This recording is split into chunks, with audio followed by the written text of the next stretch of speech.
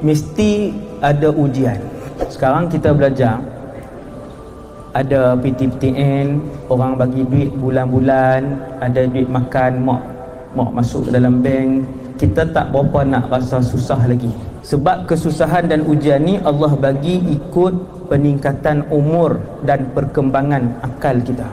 Lagi meningkat umur dan berkembang kemampuan akal kita, ujian akan jadi lebih berat. Bila kamu berkahwin nanti, keluarga jadi lebih besar, dia jadi double. Mak dengan ayah mertua kita, itulah mak kita juga. Berkahwin je, walaupun sehari, maka itulah juga mak dengan ayah kita sampai kiamat. Tak boleh berkahwin dengan mereka, walaupun kita dah bercerai dengan anaknya. Keluarga jadi besar, adik ipar, kak ipar, abang, lepas tu campur dengan adik-adik kita, maka ujian semakin banyak. Maka ketahuilah, dunia ini ialah alam ujian.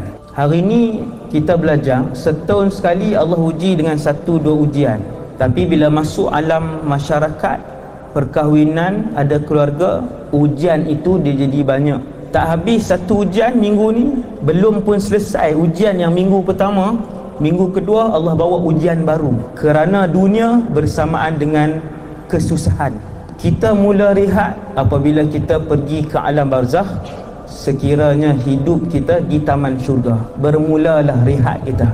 Maka disitulah mula bagi orang mukmin untuk berehat. Dia takkan tanggung dah masalah, dia takkan tanggung dah keresahan. Disitulah bermula alam untuk dia rehat dan bersenang-senang.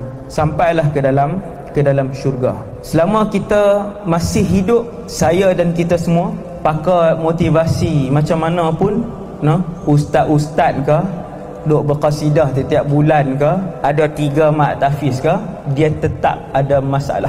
Cumanya tidak dizahirkan. Kerana dunia ini alam masalah, alam ujian, untuk Allah lihat dan berikan pahala di setiap ujian yang diuji oleh Allah Subhanahu Wa Taala. Setiap ujian ada 3 tanda. Yang pertama, Allah masih sayang orang itu. Ujian bersamaan dengan rahmat dan kasih Allah. Ada orang yang tidak diuji, senang je hidup dia. Dah daripada kecil keluarga kaya, terus masuk sekolah orang kaya-kaya, international school, masuk universiti, kemudian dia mewarisi kekayaan keluarga, dia pun rasa tak ada kesusahan dalam hidup dia. Lebih daripada tu, ada orang Allah bagi dia senang, sakit pun tak. Orang yang langsung tidak diuji oleh Allah ialah orang yang telah pun tidak dipandang oleh Allah Subhanahu Wa Taala. Itu bahaya. Ulama kata hati-hati, jangan sampai Allah tak uji langsung. Bukan kita minta mudarat dan bala, tetapi hati-hati apabila kita mendapati diri kita sepanjang tahun itu langsung tidak ada ujian daripada Allah. Apabila Allah benci kepada satu orang, maka Allah akan membiarkan dia membuat kejahatan. Dia tak taubat,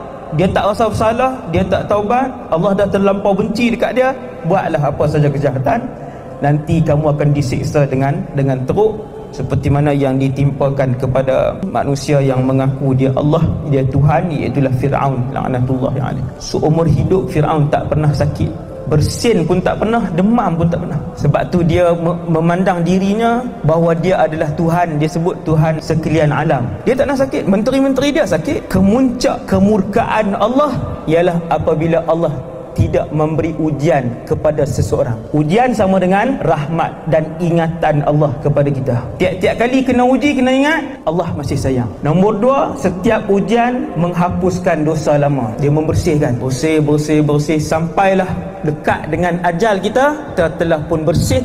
Waktu tu layak untuk menghadap Allah SWT. Setiap ujian membersihkan dosa lama. Nombor 3, setiap ujian tugas dia ialah untuk mengangkat seseorang, kedudukan seseorang di sisi Allah SWT. Kedudukan kita di dalam syurga tak sama. Kalau semua masuk syurga, insya-Allah, walaupun nisbah dia 1000 seorang sahaja di padang mahsyar nanti. 1000 seorang. Siapa? Ahli syurga ni orang yang hati dia bersih, tak dengki dengan orang. Kita tengok kawan pakai pen baru pun geram dah. Baru pen, kalau handphone lagi ya. Nak jadi ahli syurga, hati kena bersih. Hati kena bersih, itu nombor 1. Setiap orang pada kita tempat dalam syurga tak sama, sebab kemewahan itu tak sama. Kemewahan tu tak sama. Macam mana tak sama? Macam kita hidup di dunia nanti kamu dah kerja, ni gaji 300 orang ni tak sama. Kadang-kadang 10 orang kawan duduk dalam satu sekolah, ke 10 tu gaji tak sama. Ada kawan kita diploma, ada kawan kita first degree, Dan ada kawan kita master, maka gaji tiga-tiga orang ni tak sama. Ada yang dah bekerja 5 tahun, ada yang bekerja 15 tahun.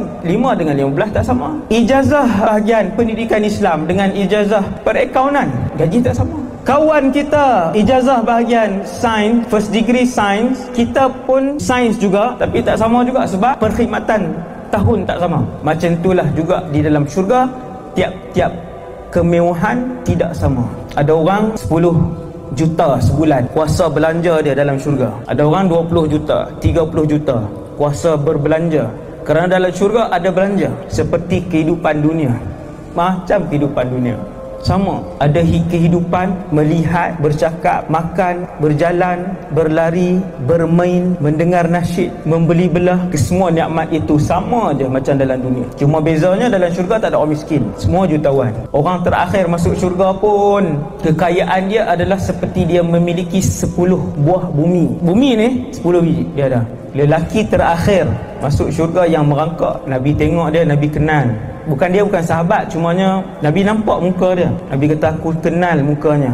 Cam lah Nabi cam. Bila nak masuk syurga, sebabkan dia yang terakhir, Allah pun tanya kepada dia, ingat tak dulu ketika hidup di dunia? Dia kata ingat. Ingat tak kemewahan dunia? Dia kata ingat. Kita kan hari ni kita tahu siapa orang paling kaya di Malaysia, siapa di dunia, siapa lagi jutawan-jutawan yang ada, kita ingat. Maka waktu tu Allah SWT pun sebut kepada lelaki ini, aku berikan kepada kamu kemewahan 1 bumi, 2 kali ganda, 3 kali ganda, 4 kali ganda, 5 kali ganda, sehinggalah 10 kali ganda. Lelaki ini pun bersuara, ni lelaki terakhir, dia kata atas harubi wa anta rabbul alamin. Dia kata macam mana kamu mempermain-mainkan aku sedangkan kamu adalah Tuhan sekalian alam. Dia ingat Allah perli dia.